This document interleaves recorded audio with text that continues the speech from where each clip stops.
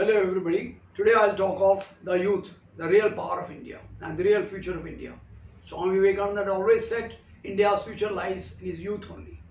The people who are, that includes me of course, but I don't want to believe it. People who are above 30 normally have no power really to change because they go only on the beaten track. And I want to believe I'm not 30 plus, okay? So I'm young. But the most remarkable part of our youth is that they are showing great strength and power in terms of really finding themselves in the world. People like Sundar Pichai, Satya Nadella and others, they are achieving great heights. There is still a big danger and a big limit in our youth. Our youth are brilliant, no doubt, but they still are not creating anything new to the world. They are not really emerging as people who are capable of ruling the world. The reason for that is youth are sadly are generally quite a lot of them are highly materialistic and self-seekers. Two, most of them don't have a powerful identity of their own. They are mere followers of Western materialism or in many cases, some cases at least, Talibanized fanatical Hindu types. We don't need that both. We need sweet blend of Western materialism and Indian spirituality. We can't have arrogance of ancient Hinduism, which is should be serious no, and we can't have materialistic West, which you find mostly quite a lot of them in Mumbai and Delhi, or the people who want to be rich, who want to be billionaires, but highly self-seekers, and they are not going to add anything really to the country.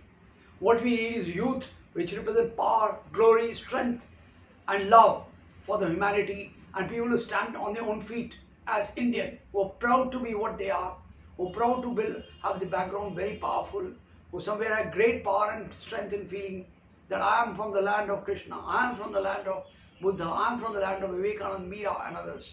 But somewhere that has somewhere not led them properly because somewhere they have been ascetics more than anything else. Real great leaders of the last 2000 years of India have been ascetics. Shankaracharya, Buddha, even Nanak, Chaitanya, Vivekananda, Meera and others. What we need now is people who stand out by the power of materialism also. People who stand out by the power of victory. Right now we do have some people who are doing that, but they are yet not creators. We need people who will stand out by their ability of being what they are, great achievers, but who are great givers also. People who naturally represent power of India. We still have youth who have immense power and potential, but somehow they are not finding the full expression.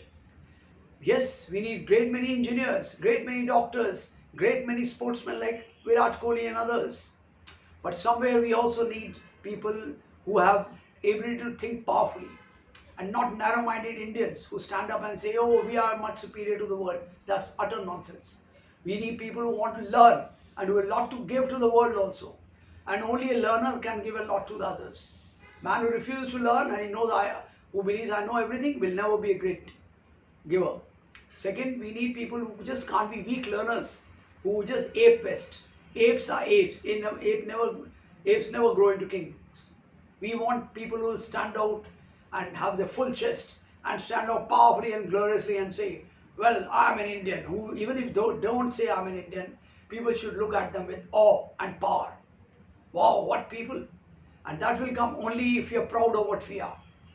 However rich, however successful you are, if you don't have cultural power in you, if you don't have strength of what you are in you, you will not come out as a real hero. We need many such heroes, 20, 30 of such heroes will launch this nation back to where it should belong. That's glory, that's its mighty position at the top of the world, a spiritual guru of the world, but not by materialistic arrogance, by the people who can embrace anyone in the world, who can embrace the poorest in Yemen to the poorest in Mexico, poorest in any African country, and poorest anywhere in the world, and ready to embrace even the rich in America as the great friends. That's what we need, universal brotherhood, universal love, and universal conquerors.